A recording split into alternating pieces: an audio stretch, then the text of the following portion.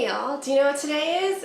It's Trifle Day! Okay, I know, I sound ridiculous, but I'm actually super excited because trifles are like the easiest fancy dessert ever to make. You make a really good sponge, you make some really good whipped cream, and by really good I mean whipped cream, obviously.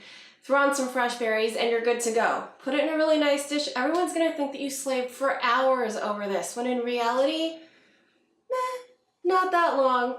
So anyway, let's get to cooking. It's gonna be delicious and I can't wait to share this with the people at my office because they're gonna go crazy.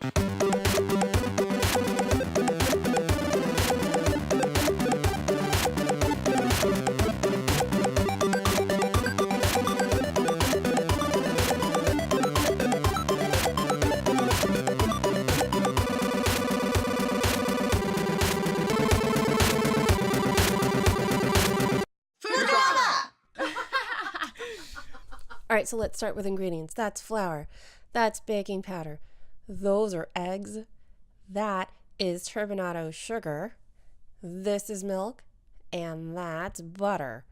As you'll see in the recipe below in the notes, this is like an enormous cake recipe because I took the original one and doubled it because I knew that there's no way I could fill my trifle dish with just one recipe's worth of cake.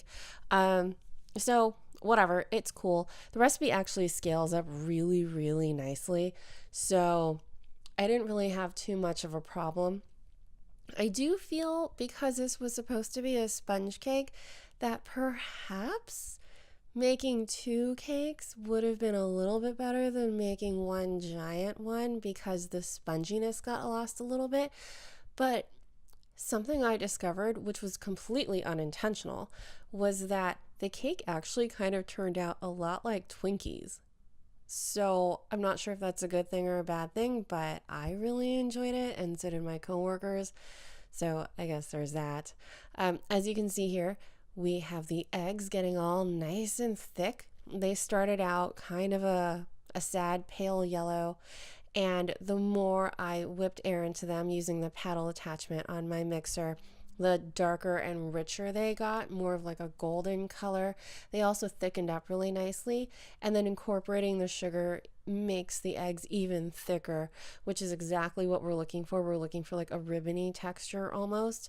So then here we are adding in the dry ingredients. That's the flour and the baking powder, and getting everything really well incorporated. So that you have like a really consistent feel to the cake. And now here we are. This is actually pouring in the milk that I heated up with the butter in it until the butter melted. I slowly incorporated those wet ingredients into the batter mixture because that's kind of how you create the airiness and the lightness of sponge, which obviously I failed at, but that's okay. It's a learning kitchen here at Foodorama, apparently. So here we are making whipped cream. That is a pint of whipped cream, a little bit of sugar, and you'll see this, some really delicious imported vanilla extract that my aunt and uncle brought back for me from their travels. So thanks, Uncle Louie and Auntie Debbie, because this whipped cream was delicious. There it is. So we just keep going until the whipped cream reaches just a little bit past soft peak stage, more like medium peak, I suppose. And then you put it in the fridge, let it hang out. Here we are prepping some fruit. So we've washed all of our berries. This is a basket of gooseberries. They are delicious. You're probably not going to find them at like every single grocery store in the world, but I can tell you that I found them at a Whole Foods. They were beautiful. They were super cheap because they're in season. And so what you do is you just sort of peel off that outer layer of like dried flower petals, pluck out the fruit, and cut or quarter or eat as desired. So all of our fruit here is prepped. You can see that I've cut the cake into pieces, and I'm just going to start building the trifle. So here's the thing about a trifle. It's just a mishmash of a bunch of different desserty things, right? So you have cake and you have whipped cream and you have fruit.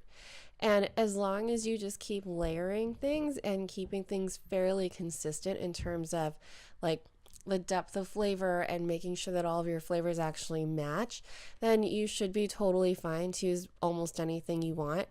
I would suggest making sure that all of your fruit is on the smaller end of bite size so that when people are scooping out, you know, their own portions of trifle, they're not pulling out like an entire apple wedge or anything, because how messy is that? But look how pretty everything is when you put it all together. This looks so good. I want the gooseberry too. I don't think I've had one. Do you like it? Yeah. That's really good. I'm going to have this instead of lunch, I think. I'm like the worst influence, but look how pretty that is. Yeah! Oh my gosh. Pajama! Delicious. Yes! Take a bite. It's frozen, by the way. Yes, that's delicious. Thank you. Yeah! Thanks. So I kept it in the freezer at work because there was no space in the fridge, but whatever. Yeah! So I don't know if you guys could tell from my coworkers' reactions, but apparently the trifle was delicious. But here's the real proof. It's totally empty. They licked this thing clean. I left it in the kitchen for an hour, came back, and they'd scraped every little piece out. So, sounds like it was a success to me. If you guys want to give this a shot, please feel free and leave me a note in the comments to let me know how you did trying the trifle. And don't forget to like, share, subscribe, comment, and stay tuned for more food drama adventures, recipes, and all sorts of good stuff. Yay, food drama!